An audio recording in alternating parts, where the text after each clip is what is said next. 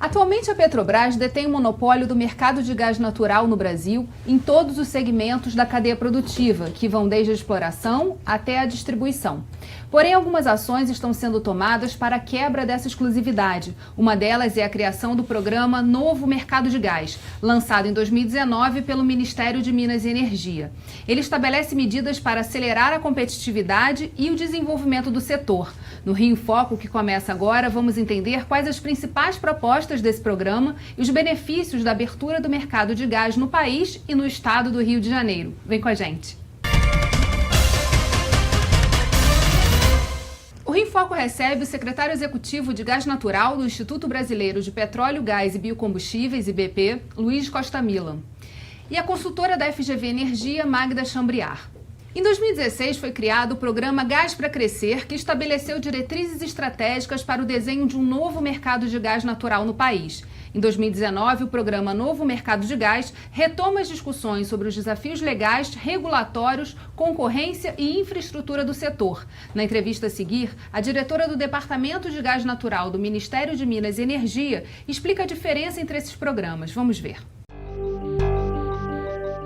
O novo mercado de gás, ele aproveita, ele evolui a partir das discussões que se originaram no Gás para Crescer, mas, sobretudo, o novo mercado de gás, ele está preocupado com a transição de um mercado hoje extremamente concentrado, notadamente no papel da Petrobras, para um mercado onde a competição seja a orientação, por exemplo, para a formação do preço desse mercado.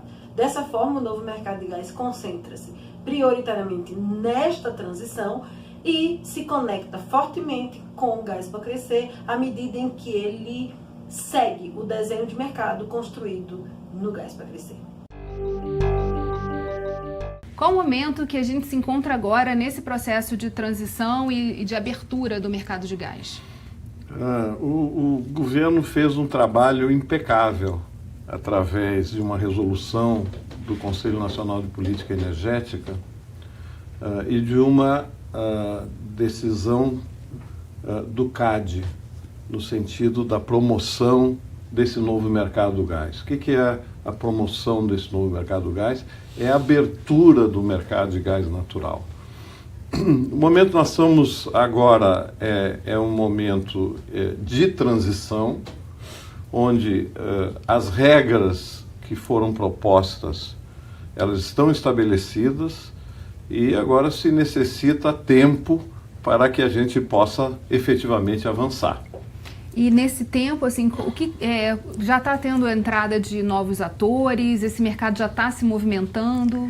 Já está sim. A chamada pública para os 10 milhões de metros cúbicos por dia que virão para o novo mercado de gás via Gasbol, né, o gás da Bolívia, já mostra que grandes players como a Shell, a Total, a própria Petrobras e a Golar têm interesse na expansão desse mercado. E o que isso significa em termos práticos e o que precisa ser ainda ajustado nesse processo? O que significa que é a chegada da competição. Ou seja, a gente sai de um momento onde basicamente se tinha um player, uma empresa comercializando gás natural e cria-se a possibilidade de termos muitas empresas. Como Magna menciona, existe já em andamento, durante essa transição, essa chamada pública da ANP, na qual abre-se a possibilidade de nós termos outras empresas participando da movimentação do gás, e isso permite que essas empresas façam a aquisição de gás lá na Bolívia e entreguem a cada uma delas, da forma que achar mais conveniente, gás a outros clientes, a novos clientes ou a clientes do mercado. Antigamente, a única empresa que vinha fazendo isso é a Petrobras. Então, abre-se a competição.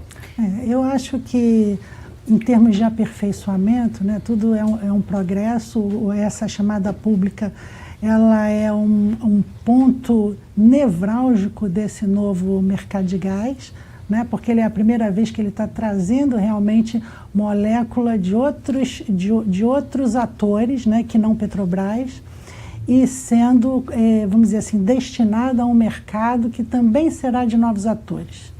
Isso é essencial. O passo seguinte deve servir também gás da Argentina, mas no frigir dos ovos a gente tem uma quantidade muito grande de gás para entrar no Brasil via instalações da Petrobras, sejam elas de terminais de regasificação ou plataformas de produção em águas profundas, principalmente do pré-sal. Então, esse montante de gás que virá das plataformas e dos terminais de GNL ainda são motivo de aprimoramento de regulação. Você deve ter acompanhado que o governo anunciou um IPO, né, para os dutos. Eu diria que esse IPO é crucial para o novo mercado de gás, porque ele está dizendo o seguinte para o mercado: olha, teremos carregadores não Petrobras lidando com gás de parceiros, né? Então, quando você vai para o Campo de Lula, por exemplo, você tem uma parceria da Petrobras com a Shell, com a Petrogal, etc. E esse gás, que não é só da Petrobras, precisa escoar e vir ser consumido em terra numa forma de transporte bastante equânime. Então, eu diria que esse IPO é outra questão para ser observada.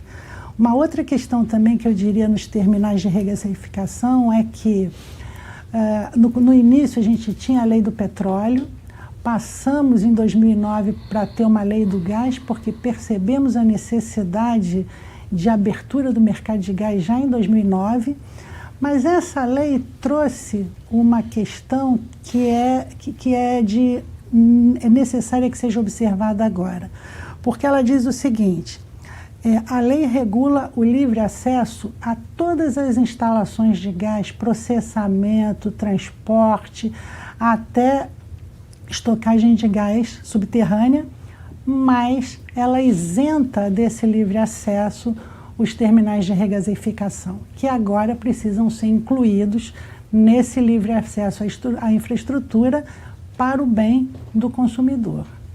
Isso tudo vai gerar uma alteração também nessa questão do preço, que foi uma das coisas abordadas na sonora que a gente ouviu. Quer dizer, vai ter todo um trabalho aí de ajuste desse preço final do gás para o consumidor. Tem várias consequências, na verdade. A primeira, que já está em andamento, foi o processo de desinvestimento da Petrobras dos gasodutos de transporte. Uhum. Quer dizer, primeiro a NTS, agora mais recentemente a TAG, já são donos, são empresas privadas que são os donos. Evidentemente, como o Magda fala, dentro das propostas da Resolução 16 do CNPE, onde se defende de forma clara o acesso negociado a essas instalações, haverão outras empresas com acesso a essas instalações que poderão colocar o gás no mercado. E colocando o gás no mercado, o que você tem? Você passa a ter um mercado competitivo. Tendo um mercado competitivo, esse próprio mercado estabelecerá preços, porque você tem vários players, vários ofertantes desse gás. Evidentemente, a expectativa é, na medida que tem um mercado competitivo, os preços tendem a baixar. E essa é uma coisa que parece que fica muito clara nesse processo. Eu acho interessante também falar em volumes, né?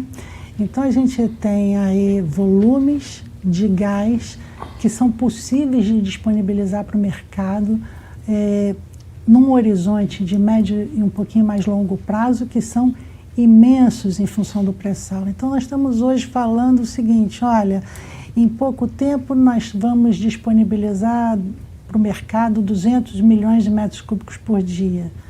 Mas em 2030, a FGV Energia estima que nós sejamos capazes de trazer para o mercado 450 milhões de metros cúbicos por dia, já considerando a reinjeção e o aproveitamento necessário nas plataformas. Então, 450 milhões, na verdade, é mais do que dobrar o gás hoje consumido. Isso significa que entre 2020 e 2030 nós vamos ter que nos esforçar para desbravar novos mercados no Brasil, né? E quando a gente fala isso, nós vamos ter que atacar grandes consumidores, né? Principalmente grandes consumidores.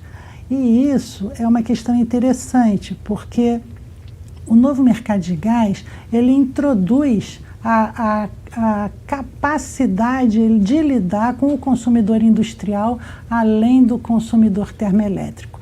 Então, eu diria que, sob o nosso ponto de vista, a principal diferença do novo mercado de gás para o mercado do gás para crescer é essa inserção do grande consumidor no jogo do gás, né, e da indústria brasileira no jogo do gás. Para fazer um rápido intervalo e voltamos já. Rio em Foco aqui, política e economia caminham juntas.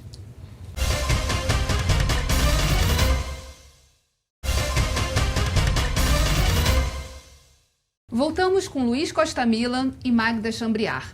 Considerado um dos pilares do novo mercado de gás, o transporte é um importante agente para a abertura desse mercado. Vamos ver a entrevista. O gás, ou melhor, a indústria do gás é uma indústria de rede. Portanto, a exemplo de outros setores como ferrovias e o setor elétrico, atividades competitivas como oferta e consumo de gás, elas são entremeadas por dois tipos de infraestrutura: monopólios naturais, quais sejam os transportes e a distribuição, e as infraestruturas essenciais, que são escoamento, tratamento e processamento de gás e os terminais de GNL.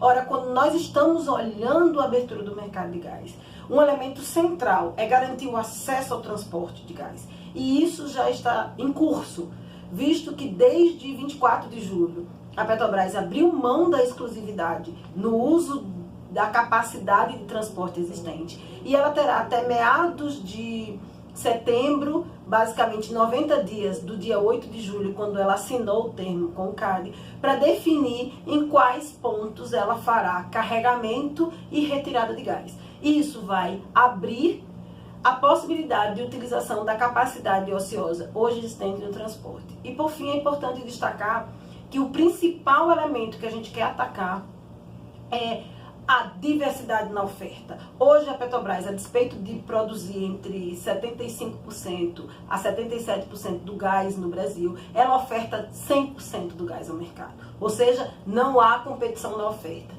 E na medida em que as medidas do novo mercado de gás forem sendo efetivadas, se tornarem realidade, a gente terá uma efetiva competição na molécula, que representa no preço do gás 46% do total do preço deste energético.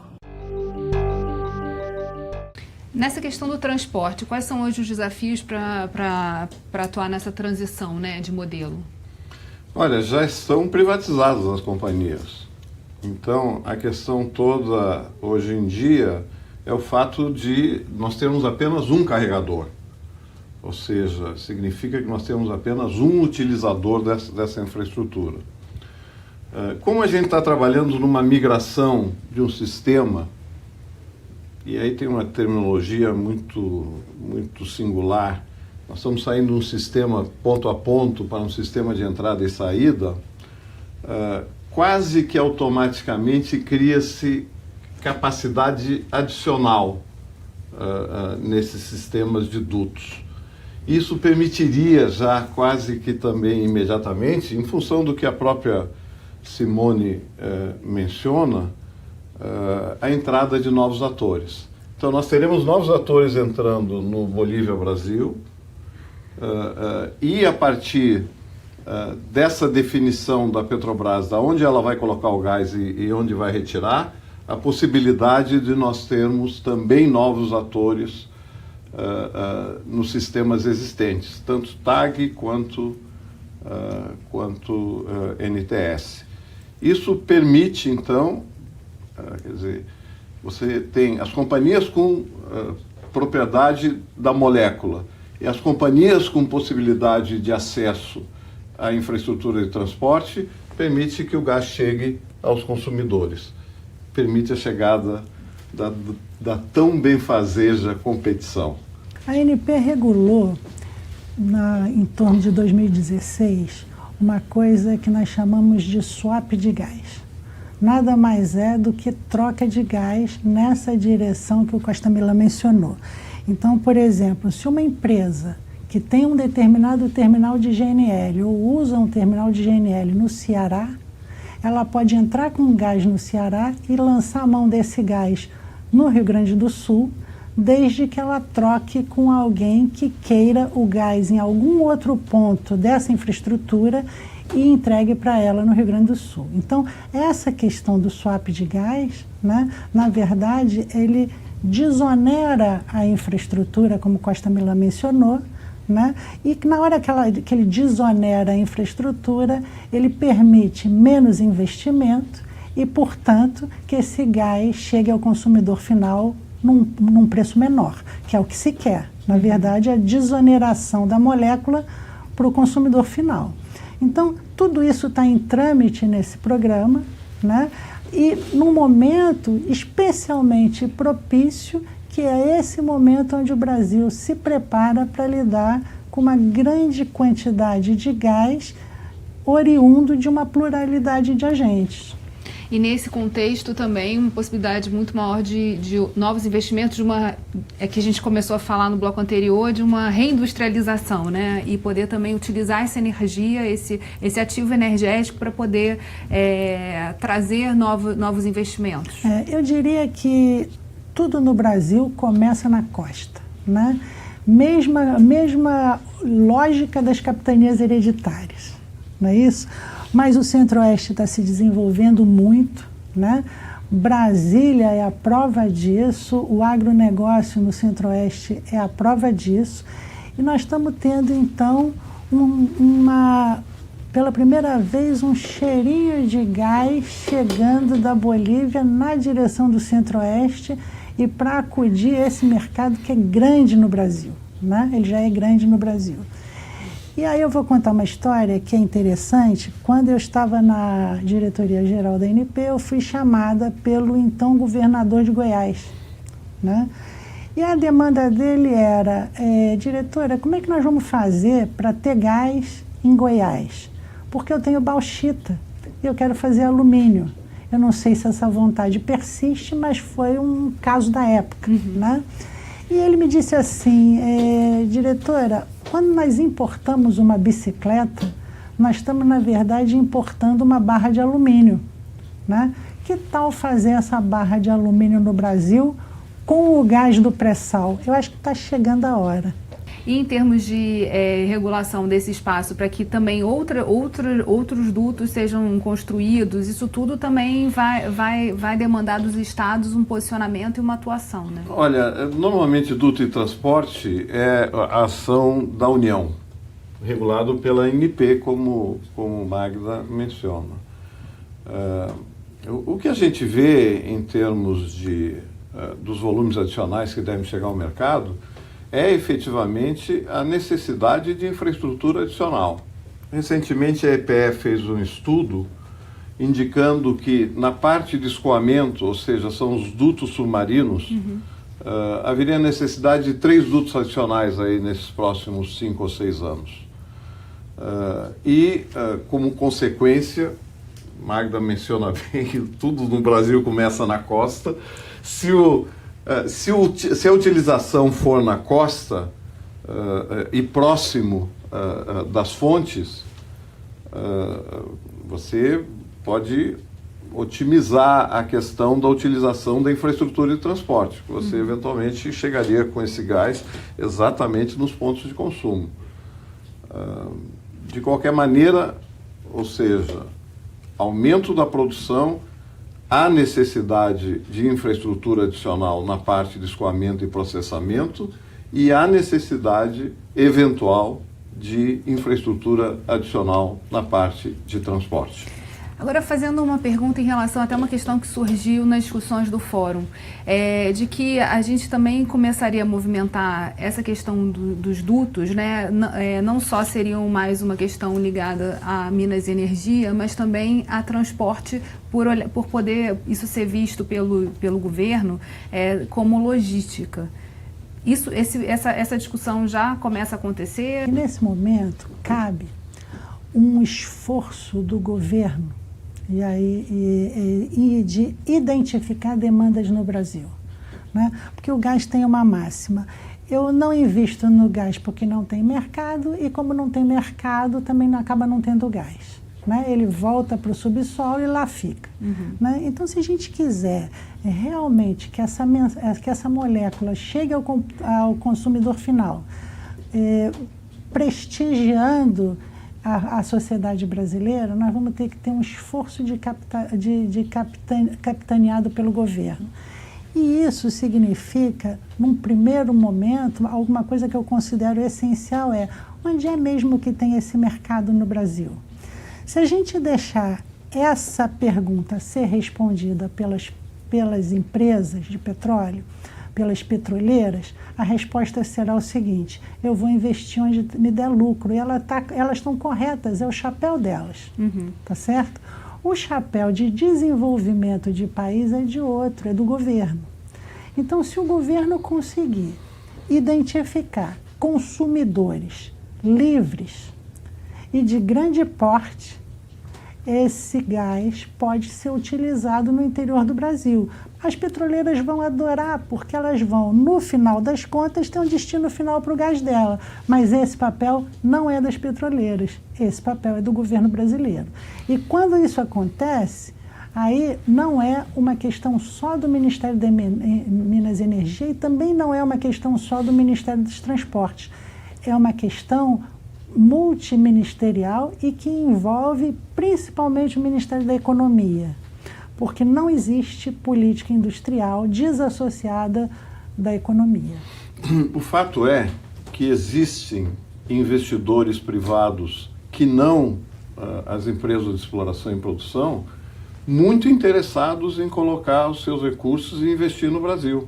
Quer dizer, nós vimos o caso da NTS, onde a Brookfield investiu mais de 4 bilhões de dólares, quer dizer, uma quantidade absurda de recursos. E agora, recentemente, esse ano, a Engie, através da aquisição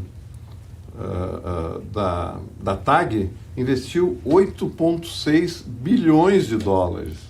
Então, havendo projetos rentáveis, certamente haverão os recursos para que o que Magda menciona, que é algo do interesse das companhias operadoras, evidentemente, para se identificar novos grandes consumidores de gás natural. Porque senão nós vamos ficar o tempo todo dizendo o seguinte: olha, como é que nós vamos ancorar um duto a mais numa térmica? Né? Eu diria que o Brasil é muito mais do que isso. Tem muito mais trabalho aí e num olhar de fomento e desenvolvimento. A gente vai fazer um rápido intervalo e voltamos já. Rio em Foco aqui, política e economia caminham juntas.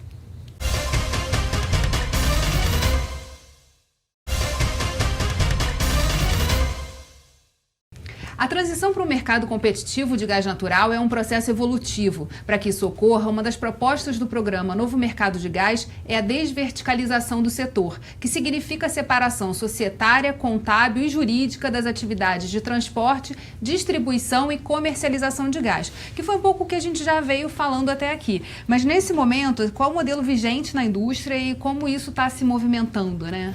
Ok, vamos lá. Hoje, a Petrobras é o principal player, né? Ela é a principal fornecedora da molécula, ao mesmo tempo que ela é a detentora do mercado. Todos os agentes que têm gás vendem esse gás para a Petrobras para que ela possa, então, distribuir esse gás para o mercado. Separar esses segmentos é essencial, porque senão nós não vamos conseguir que ninguém queira investir com medo de que a Petrobras quebre o negócio dele a qualquer momento, tá certo?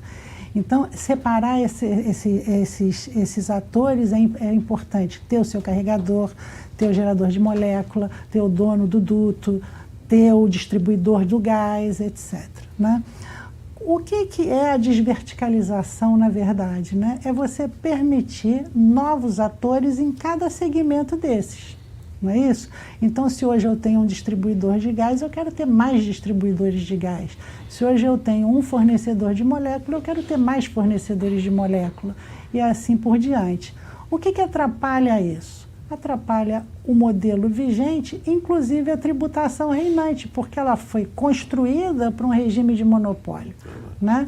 Então, se você tem todo um arcabouço regulatório e fiscal construído para vamos dizer assim, a atuação de um agente dominante, desverticalizar isso dá trabalho e não é rápido. Né? Porque também precisa fazer uma mudança em cada um dos... Principalmente num país como o Brasil, onde a gente tem regulações federais, estaduais e municipais. Então, só para você ter uma ideia, né, de quão complexo pode ser isso, e a reforma fiscal vem aí, eu espero que para nos ajudar, a UIPEA levantou alguns números, né? E o IPEA levantou, por exemplo, que para uma empresa se estabelecer no Brasil, ela tem que obedecer, em média, 3.500 normas fiscais. Então, você imagina o que é isso, né? Para um novo entrante que não está acostumado para o Brasil, mas que enxerga no Brasil um mercado potencial para trabalhar, crescer e contribuir com a sociedade. Na verdade, tem todo um desafio aí do governo federal criar essas diretrizes, essas bases, o governo estadual olhar para essa oportunidade e pensar em termos de desenvolvimento, como ele pode atualizar esse marco legal, e os municípios virem nesse caminho também. É um desafio tanto. Olha, já começou. Por quê? Agora, em julho, o CAD celebrou com a Petrobras, que chamam de TCC, termo de cessação de conduta, no qual a Petrobras assumiu o compromisso de iniciar esse processo de desverticalização. Uhum. Então, as participações que a Petrobras ainda tem nos dutos, nas empresas de transporte de gás natural, tem um prazo para que a Petrobras se desfaça delas, ao mesmo tempo que as participações que a Petrobras detém na maioria das empresas de distribuição, também o CAD tem um acordo com a Petrobras que é um prazo para que a Petrobras venda as suas participações nas companhias distribuidoras. Um assunto que me chama particular atenção é a questão dos terminais de GNL, né? Ou seja, a possibilidade que o Brasil tem de importar gás. Por que isso me chama a atenção? Porque, na verdade, nós temos um sistema de geração de energia elétrica que tem a hidrelétrica na base. Ou seja, quando chove, eu tenho mais energia de hidrelétrica, quando em períodos de seca eu tenho menos. Ora, então, eu preciso despachar térmicas a gás quando não chove. E preciso que elas não funcionem a plena carga quando tem chuva em abundância. Ora, o que isso acaba acontecendo? Eu tenho, ao mesmo tempo, campos de petróleo que produzem gás associado.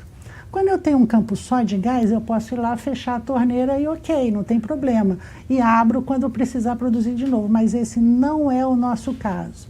No Brasil, o campo é de petróleo e gás associado. Portanto, se eu fechar essa torneira, eu não produzo o meu fluido principal, que é o petróleo. Ou seja, o que vai aparecendo aí como necessidade? A primeira é que eu use todo o gás que vem do subsolo. E a segunda é que a flexibilidade venha de outro lugar. Nós não conseguimos ainda identificar até agora estocagem subterrânea de gás. Portanto, a flexibilidade, até onde nós conseguimos enxergar, só pode vir desses terminais de GNL. Nós temos 3 hoje, precisamos de mais. Quando a gente olha o histórico de produção de gás no Brasil disponibilizado ao mercado, nós vemos aí diferenças, dependendo do ano, que podem ser superiores a 20 milhões de metros cúbicos por dia de gás. Onde é que nós vamos estocar gás, né, não sendo em terminais de GNL, para produzir uma demanda de 20 a 30 milhões de metros cúbicos por dia de gás, todos os dias por 6 meses, por exemplo? Não temos isso, né?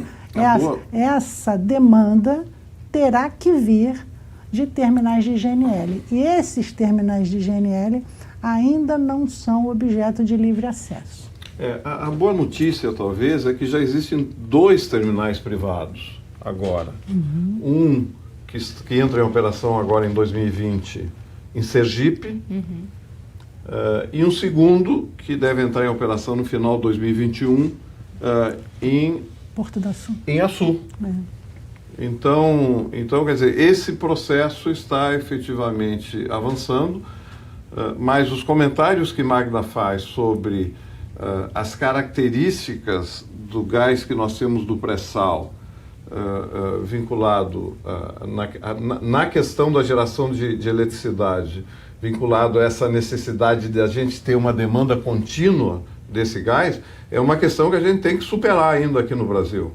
Ou seja, é uma discussão que vem em andamento há muito tempo, de geração na base, e eventualmente usar as hidroelétricas para dar flexibilidade à geração renovável, por exemplo, eólica e outros. Que é um tema que a gente pode mergulhar, porque é interessantíssimo, mas teria que fazer no próximo programa, porque infelizmente esse chegou ao fim.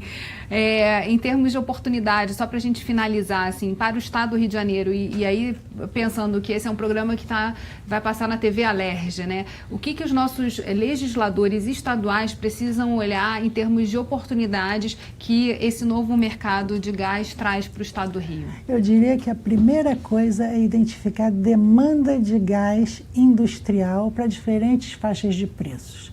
Então, por exemplo, quem investiria quem transformaria o gás na sua energia preferencial se esse gás chega ao consumidor final industrial da ordem de 12 a 15 dólares por milhão de BTU? Ele é caro, né? Mas se ele chegar a 10, muda. Se ele chegar a 6, muda. Se ele chegar na porta do industrial a 4, o que acontece, né? Então, eu acho que essa pergunta nós temos que fazer para os nossos consumidores livres, né? E o Estado do Rio de Janeiro, então, teria a capacidade de mapear o seu mercado real em função do preço e desenhar esse mercado e acenar com o consumo para as petroleiras, porque eu diria que é tudo que elas estão querendo. Perfeito. E é importante mencionar o trabalho impecável também que a agência reguladora aqui no Estado do Rio de Janeiro está fazendo, no sentido de alterar essa regulação, no sentido de criar condições efetivas da existência do consumidor livre, que até então só estava no papel, mas não tinha nenhum na prática, de maneira que o gás natural possa ser efetivamente um instrumento de indução do processo, não vamos chamar de industrialização, mas de reindustrialização aqui do Estado do Rio de Janeiro. A continuidade desse trabalho da agência reguladora, que tem sido um trabalho de liderança no Brasil. Tem um outro estado que tem feito isso, é o estado de Sergipe, mas quem deu o primeiro passo efetivamente foi o Estado do Rio de Janeiro. Isso é fundamental para que a gente inicie, então, esse processo fundamental. E para terminar, eu queria chamar a atenção de um tributo estadual que é o ICMS, né?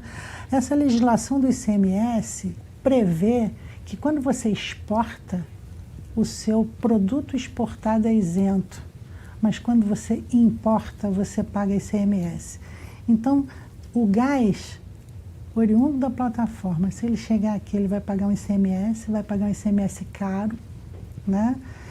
E ao mesmo tempo, se ele for exportado, ele deixa de gerar riqueza no Brasil e dá um retorno maior para as petroleiras. Eu acho que a gente tem que pensar um pouco nisso, porque nós estamos precisando botar foco no Brasil, foco no Rio de Janeiro e querer que o desenvolvimento se dê aqui. Bem, infelizmente nosso programa chegou ao fim. Obrigada, Costa Mila, obrigada, Magda, e obrigada a você, telespectador, que acompanha a nossa programação diariamente aqui na TV Alerj. Não perca a oportunidade de assinar o nosso canal do YouTube. Vai lá, TV Alerj, o canal do povo. Até a próxima.